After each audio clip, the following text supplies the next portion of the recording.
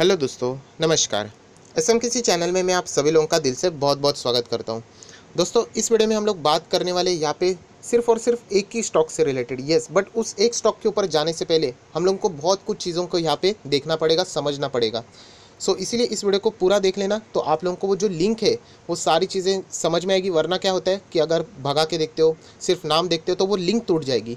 Unnecessarily आपके पास जो information जाएगी वो आधी अधूरी हो जाएगी एंड बाद में आप मुझे ब्लेम करोगे। बहुत ही सिंपल है। जो स्टॉक्स यहाँ पे दिक्कतों में आ सकता है, गिरावट आ सकती है, अगर आपके पास है तो अलर्ट रहना चाहिए। कंपनी ख़राब नहीं है, लॉन्ग टर्म के लिए आप लोग अगर आपके पास रहेगा तो आप होल्ड भी कर सकते हो, बट ये चीज़ आपको पता होनी चाहिए। तो वही यहाँ पे मैं इस वीडियो में एक्सप्लेन करने वाला हूँ। तो चलिए दोस्तों, इस वीडियो को स्टार्ट करते हैं। उससे पहले जरूर कहना चाहूँगा, एसएमकेसी इस चैनल को फर्स्ट टाइम विजिट किया है तो जरूर सब्सक्राइब कर लेना, साथ में बेल आइकन को भी प्रेस कर लेना। तो ऐसे इंटरेस्टिंग टॉपिक आप लोगों को डेली बेसिस के ऊपर फ्री ऑफ कॉस्ट मिलते रहेंगे। उसी के साथ साथ आप सभी लोगों को बताना चाहता हूँ कि और एक वीडियो यहाँ पे मैंने ऑलरेडी अपलोड कर दिया आपके लिए, जो कि पता होना चाहिए आपको। तो इसका भी लिंक मैं आप लोगों को डिस्क्रिप्शन बॉक्स में दे रहा हूँ। दोस्तों, अभी हम लोग आ चुके हैं हमारे नॉर्मल स्क्रीन के ऊपर एंड इस वीडियो यहाँ पे हम लोग कंटिन्यू करने वाले। बट उससे पहले भी एक इंपॉर्टेंट बात आप लोगों को बताना चाहूँगा। जैसे कि आप सभी लोगों को पता है, मेरा और एक चैनल है स्टॉक मार्केट का क्लासेस। तो कल यहाँ पे एक ज़बरदस्त वीडियो यहाँ पे आने वाला है, जो दूसरे चैनल के ऊपर। ये वीडियो देखने के बाद आपकी ज़िंदगी भी बदल सकती है। ज़रूर इस वीडियो को देख लेना। ऊपर आई बटन पर क्लिक करके इस चैनल को भी आप चाहो तो सब्सक्राइब करके रख सकते हो। दोस्तों, जो कंपनी है उसके ऊपर हम लोगों को जाना है, जो स्टॉक मार्केट में है। बट उससे पहले जैसे मैंने कहा कि लिंक करने के लिए एक कंपनी के बारे में आप लोगों को पता होना चाहिए एंड उसका नाम है एयर इंडिया। यस दोस्तों, मैं कोई एयर इंडिया की बात नहीं करने वाला हूँ। वो कंपनी के ऊपर डायरेक्टली जाने से पहले इस कंपनी के बारे में मैं बात करने वाला हूँ। एयर इंडिया आप सभी लोगों को पता है, गवर्नमेंट कंपनी आप लोग ऐसा भी बोल सकते हैं, गवर्नमेंट अंडरटेकिंग ऐसा भी बोल सकते हो। एयर इंडिया आप सभी लोगों को पता है, यहाँ पे डाइवेस्टमेंट से रिलेटेड, इसको बेचने से रिलेटेड बहुत ज़्यादा प्रक्रिया हम लोग को देखने को मिली थी। एंड लगभग जनवरी से 27 जैन से, if I am not wrong, तब से हम लोगों को गवर्नमेंट ने यहाँ पे जो एयरलाइन कंपनी एयर इंडिया, उसको सेल करने का जो प्रोसेस था वो यहाँ पे स्टार्ट कर लिया था पूरा। मतलब वो स्टेक सेल करने से रिलेटेड। आप सभी लोगों को पता है, एयर इंडिया ये इकलौती कंपनी नहीं थी। एयर इंडिया के साथ और भी कुछ गवर्नमेंट कंपनी थे जहाँ पे हम लोग को डाइवेस्टमेंट की न्यूज़ देखने को मिल रही थी। कभी भी डाइवेस्टमेंट की न्यूज़ आ जाती है जहाँ पे सरकार अपनी हिस्सेदारी बेचने की बात सामने आ जाती है, तो आप सभी लोगों को पता है स्टॉक में हम लोग को रैली देखने को मिल जाती है। सिमिलर वे और एक कुछ स्टॉक था जहाँ पे हम लोगों को एयर इंडिया के साथ ही वो चलता था, जो कि हम लोग को डाइवेस्टमेंट से रिलेटेड न्यूज़ देखने को मिलता था। बट आप सभी लोगों को पता है, एयर इंडिया की जो डाइवेस्टमेंट है वो अभी हम लोगों को बहुत डिले होती हुई देखने को मिल रही है। अगर आप लोग देखोगे तो जितनी भी डाइवेस्टमेंट है वो हमेशा पोस्टपोन हो रही है। डेडलाइन जो एक्सटेंड किया जा रही है 2 महीने से। हम लोग देख सकते हैं जो डाइवेस्टमेंट का प्लान था एयर इंडिया का एंड वो दूसरी कंपनी का, वो अभी हम लोग को बहुत ही ज़्यादा बढ़ते हुए देखने को मिल रहा है। मतलब पहली जो बिडिंग की जो लास्ट डेट थी 17 मार्च बताई जा रही थी, 17 मार्च। यस दोस्तों, उसके बाद वो बिडिंग की जो डेट थी वो 17 मार्च की हटके हम लोग को बाद में 30 अप्रैल तक, यस 30 अप्रैल तक हम लोग को वो डेट एक्सटेंड होते हुए देखने को मिली। 30 अप्रैल भी आ गई। उसके बाद वापस हम लोग को वो डेडलाइन है वो 30 अप्रैल के बाद 30 जून तक हम लोग को बढ़ती हुई देखने को मिली। 30 जून तक भी बढ़ दी, बट कोई फ़र्क नहीं पड़ा। एंड अभी वापस हम लोग को जून के बाद जुलाई एंड अगस्त, मतलब 31 अगस्त तक अभी वापस ये मसला हम लोग को पोस्टपोन होते हुए देखने को मिल रहा है। इससे दिक्कत ये हो रही कि जो कंपनी एयर इंडिया के साथ डाइवेस्टमेंट होने के लिए बात करी गई थी, वो उसका भी डेडलाइन अभी हम लोग को एक्सटेंड होते हुए देखने को शायद से यहाँ पे मिल सकता है। यही चीज़ है दोस्तों, जिसके बदौलत हम लोग कह सकते हैं कि एयर इंडिया के साथ जो और एक कंपनी थी वो अभी मैं आपको यहाँ पे बताने वाला हूँ एंड उसका डाइवेस्टमेंट भी हम लोग को डिले होते हुए देखने को मिल सकता है एंड उसका नाम है BPCL। यस दोस्तों, बहुत ही एक इंपॉर्टेंट बात मैं आप लोगों को बताना चाहता हूँ कि सरकार ने कहा था कि सबसे पहला जो डाइवेस्टमेंट रहेगा, हमारा जो फोकस है वो एयर इंडिया का रहेगा एंड उसके बाद और भी बहुत सारे कंपनी की लिस्ट है जिसमें BPCL भी आते हैं, कॉनकॉर भी आता है और भी बहुत सारे गवर्नमेंट कंपनी, उनका लिस्ट हम लोग को देखने को मिला है। एयर इंडिया का ही डाइवेस्टमेंट के लिए अगर इतना टाइम लगेगा तो आप लोग अंदाज़ा लगा सकते हो कि जो BPCL है उसका भी जो टाइम रहेगा वो हम लोग को बार बार देखने को तो मिलता है, बट प्रॉपरली डाइवेस्टमेंट से रिलेटेड कोई भी चीज़ हम लोग को यहाँ पे देखने को नहीं मिल रही है। एंड उसी के बदौलत जो BPCL का शेयर है हम लोग को बीच में ज़बरदस्त उछाल देखने को मिला था, वो फिलहाल हम लोग को यहाँ पे नॉर्मल कंडीशन में फिलहाल देखने को मिल रहा है। जंप देखने को वैसे नहीं मिल रही है। दोस्तों, पूरी कहानी का अगर हम लोग समराइजेशन यहाँ पे कर दे, अगर समरी में बता दे, तो बताना चाहता हूँ कि एयर इंडिया का यहाँ पे डाइवेस्टमेंट हम लोग को फर्स्ट होते हुए देखने को मिल सकता है, एंड उसके बाद बीपीसीएल। बट जो एयर इंडिया ही है उसका जो डाइवेस्टमेंट के जो डेट्स मैंने आप लोगों को दिखा दिए, कैसे अप्रैल मार्च से अप्रैल से जून से अभी अगस्त हो गया। सो सिमिलर वे बीपीसीएल में भी हम लोग को सेम चीज़ यहाँ पे एक्सटेंड होते हुए देखने को मिल जाएगी। सो प्रॉब्लम यही है कि मैं आपको चार्ट पैटर्न यहाँ पे दिखाना चाहूँगा 1 साल का। तो यहाँ पे बीपीसीएल बहुत ही ज़बरदस्त यहाँ पे हाई लेवल पे गया था, मतलब 550 के आसपास हम लोगों को जाते हुए देखने को मिला था। एंड उसका एक ही रीज़न था दोस्तों कि डाइवेस्टमेंट, बीपीसीएल में यहाँ पे डाइवेस्टमेंट होने वाला है। हालांकि अगर हम लोग न्यूज़ पकड़े रेलवे से रिलेटेड, हम लोगों ने सुना था प्राइवेटाइजेशन, कुछ प्राइवेट प्लेयर्स को रेलवे चलाने के लिए यहाँ पे अनुमति मिल सकती है। सो सारे रेलवेज के स्टॉक में हम लोग को रैली देखने को मिली। सेम रैली हम लोग को बीपीसीएल में भी देखने को मिली थी। But over the period of time आप लोग देख सकते हैं बीपीसीएल धीमे धीमे करके वापस नीचे आ गया एंड थोड़ा सा अभी उसने जंप यहाँ पे ले लिया है। सो मैं यही कहना चाहूँगा, जो लोग यहाँ पे पूछ रहे थे कि क्या बीपीसीएल ये स्टॉक हम लोगों ने खरीदना चाहिए, तो मैं एक ही कहना चाहता हूँ, कंपनी फंडामेंटली स्ट्रांग है। गवर्नमेंट कंपनी डूबेगी तो बिल्कुल भी नहीं, कर्जा कितना भी बढ़े बैलेंस शीट में आपको दिखाऊंगा। बट जो रिटर्न का हम लोगों का जो मोटिव होता है स्टॉक मार्केट में, हम लोग क्यों आते हैं कि रिस्क के साथ रिटर्न भी ज़्यादा होना चाहिए, वो चांसेस यहाँ पे कम है। बहुत सारे लोग ये भी बोलते हैं कि इस कंपनी ने 5 बार बोनस दिया, यस डेफिनेटली दिया, बट अभी की जो सिचुएशन है वो कम्प्लीटली बदल चुकी है। इसके जो कॉम्पिटिटर्स है वो बहुत बड़े बड़े हम लोग को देखने को मिले हैं। रिलायंस इंडस्ट्री ये उसका कॉम्पिटिटर है, एंड फिलहाल आप कंपेयर करके देखोगे तो बहुत ही कुछ हम लोग को वो कंपनी आगे जाते हुए देखने को मिल रही है। हालांकि मुझे सच्चाई ये भी पता है कि ऑब्वियसली वहाँ पे जियो एंड रिटेल उस कंपनी को भगा रहे हैं, ना कि पेट्रोकेमिकल्स रिफाइनरिंग जो उनका बिजनेस है वो। बट अगर हम लोग बात करें ओवरऑल बीपीसीएल, तो उसका जो मेन हम लोग को ये जंप देखने को मिला था, वो वापस अगर इसी लेवल पे आना है तो डाइवेस्टमेंट ये एक ही चीज़ है जो कि बीपीसीएल को आगे लेके जा सकती है। सो फिलहाल डाइवेस्टमेंट से रिलेटेड सरकार ने भी कहा है कि बहुत सारी चीज़ें डिले हो सकती है।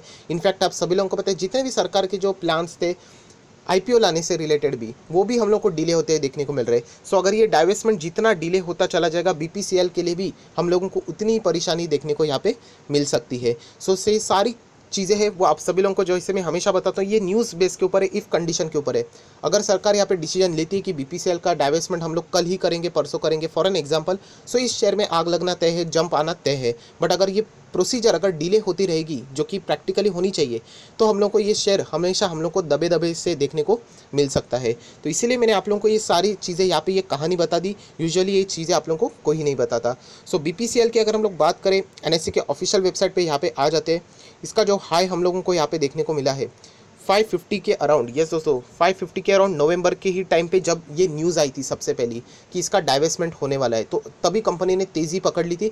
एंड सरकार ने ये भी कहा था, फाइनेंस मिनिस्ट्री ने, कि कुछ भी हो जाए हम लोग, अगर देखा जाए तो ये ईयर ख़त्म होने तक, मतलब 31 मार्च तक हम लोग एयर इंडिया एंड बीपीसीएल का कुछ भी हो जाए डाइवेस्टमेंट ज़रूर करेंगे। बट आप सभी लोगों को पता है कि बीच में कोरोना ने एंट्री ली एंड सारा का सारा जो प्लान था हम लोगों को अभी यहाँ पे चेंज होते हुए देखने को मिल रहा है। सो 52 लो देखोगे तो 250 के आसपास है, एंड अभी फ़िलहाल कंपनी अगर हम लोग देखने को मिले सो 384 के आसपास देखने को मिल रही है। वापस कह रहा हूँ, कंपनी ख़राब नहीं है, बट ये कहानी आपको पता होनी चाहिए, ये चीज़ पता होनी चाहिए जिसके बदौलत कंपनी भागती है, कंपनी गिरती है, इसका अंदाज़ा आप लोगों को ज़रूर होना चाहिए। सो एयर इंडिया में जितना डाइवेस्टमेंट बढ़ेगा उतना ही बीपीसीएल के लिए भी शायद से डाइवेस्टमेंट का जो प्लान रहेगा, डेड लाइन रेट जो रहती है वो एक्सटेंड होती रही हम लोगों को देखने को मिल सकती है। 20-21% के आसपास डिलीवरीज हम लोग को 3 जुलाई पे यहाँ पे देखने को मिली है।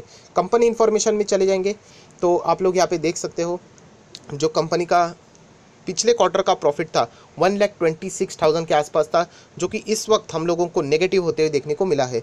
इस वक्त आप सभी लोगों को पता है बहुत सारे लोगों ने एडजस्टमेंट की है, हर एक कंपनी ने एडजस्टमेंट की है जस्ट बिकॉज ऑफ कोविड के वजह से।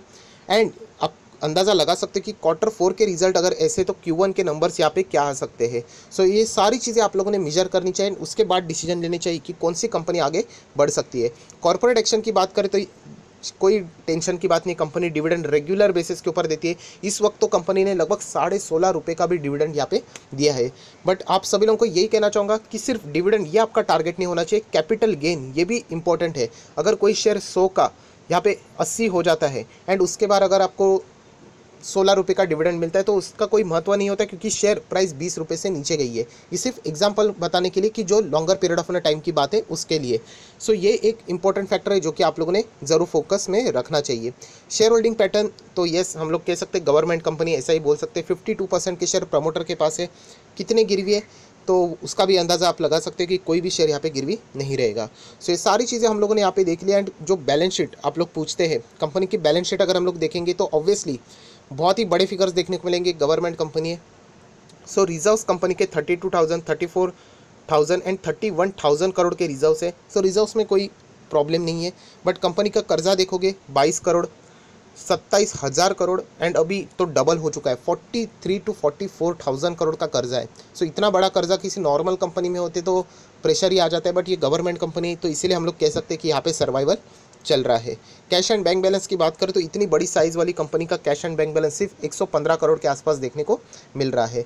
सो अगर आप लोग यहाँ पे इस कंपनी में ऑलरेडी बने हो तो मैं एक ही कहना चाहूँगा, आप लोगों को टाइम देना पड़ेगा, होल्ड रखना पड़ेगा। बट यहाँ पे अगर फ्रेश बाइंग की मैं बात करूँ, जो बहुत सारे लोग पूछ रहे थे, तो मुझे अभी ये कंपनी इतनी ज़्यादा अट्रैक्टिव नहीं लगती। मैं वापस कह रहा हूँ, मेरा जो पर्पस है कि ज़्यादा रिटर्न कमाऊँ, उसके मुताबिक कंपनी ख़राब नहीं, कंपनी डूबेगी नहीं, क्योंकि गवर्नमेंट का बैकिंग है, आप सभी लोगों को पता है।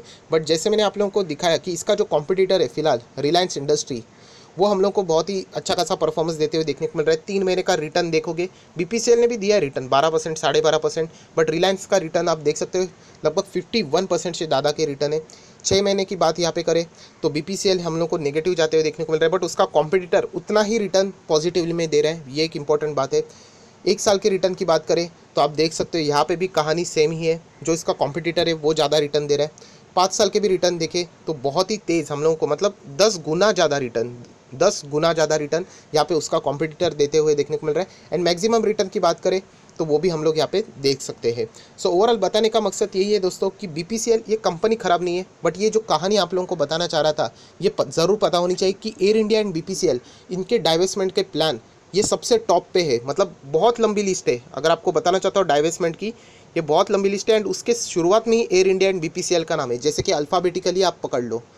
सो एयर इंडिया का प्लान जितना डिले होगा उतना ही बीपीसीएल पे भी हम लोग को प्रेशर देखने को यहाँ पे मिल सकता है। डेट ज़रूर रहती है कि अभी होने वाला है, पर वो हमेशा हम लोग को पोस्टपोन होते हुए देखने को मिलती है।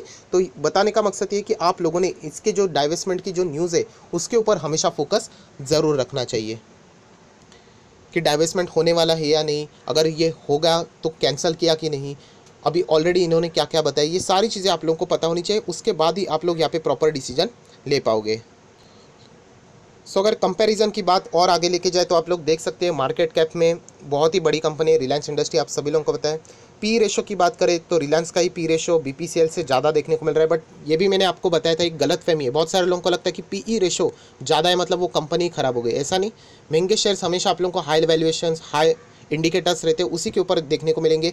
रिलायंस अगर टॉप पे है तो यहाँ पे पी रेशो कोई 10 के आसपास नहीं मिलेगा, ये भी आप लोगों ने ज़रूर नोट डाउन करना चाहिए। एंड डिविडेंड यील्ड की बात करें तो वो भी आप देख सकते हैं कि आपको कम ही नज़र आएगा, क्योंकि प्राइसिंग जितना शेयर प्राइस बढ़ेगा उतना डिविडेंड यील्ड आपको कम होते हुए देखने को मिलेगा, जितना शेयर प्राइस कम होगा उतना डिविडेंड यील्ड बढ़ते हुए देखने को मिलता है। एंड इसीलिए रिटेल निवेशक अटक जाते हैं। बहुत सारे लोग यही देखते हैं डिविडेंड यील्ड कितना है, 6%, 7%, 8%, 12, 15%, ये शेयर जितना नीचे गिरेगा, अगर फॉर एन एग्जांपल कल यही शेयर बीपीसीएल 100 रुपये तक आ जाएगा ना, तो यही डिविडेंड यील्ड आपको 12-15% तक देखने को मिलेगा। सो इसमें कभी भी फंसना नहीं होता है। हमेशा मैंने आप लोगों को बताया कि कैपिटल गेन जो ग्रोथ है कंपनी के शेयर प्राइस में वो कितनी हो रही है, वो हमारा सबसे पहला टारगेट होना चाहिए। डिविडेंड तो साइड डिश होती है, अगर मिल गई तो खुशी है, नहीं मिल गई तो कोई बात नहीं। सो ये हम लोग ज़रूर कह सकते हैं कि कंपनी ख़राब नहीं है। बट जो आप लोग पूछ रहे थे कि हम लोगों ने फ्रेश बाइंग करनी चाहिए, तो मुझे ऐसा लगता है कि फ़िलहाल तो मैं यहाँ पे फ्रेश बाइंग नहीं करूँगा, चाहे कुछ भी हो जाए। मैं कंपनी को हमेशा यहाँ पे नोटिस में करता हूँ। एंड फिलहाल ये कंपनी में कॉम्पिटिटर्स है जो इसमें बहुत ही ज़्यादा हावी होते चले जा रहे हैं। सो यही कहना चाहूँगा, फ्रेश बाइंग के लिए नो। अगर आपके पास ऑलरेडी हाई लेवल पे खरीदारी करके रखी हुई है तो आप लोगों ने होल्ड ही रखना चाहिए, ऐसा मुझे लगता है। लॉस में मत निकाल लेना, बहुत ज़्यादा वक्त भी लग सकता है, ये भी मैं आप लोगों को ज़रूर बता सकता हूँ। सो आई होप आशा करता हूँ दोस्तों जितनी भी पॉसिबिलिटी वाली न्यूज़ थी वो मैंने आप तक यहाँ पे पहुँचा दी। अगर आपको वीडियो अच्छा लगे तो लाइक कर देना, दोस्तों के साथ शेयर कर देना, तो उनको भी ये सारी चीज़ें यहाँ पे पता चल जाएगी। So that's it, thank you very much दोस्तों, we will be meeting in our next video. तब तक के लिए बाय बाय।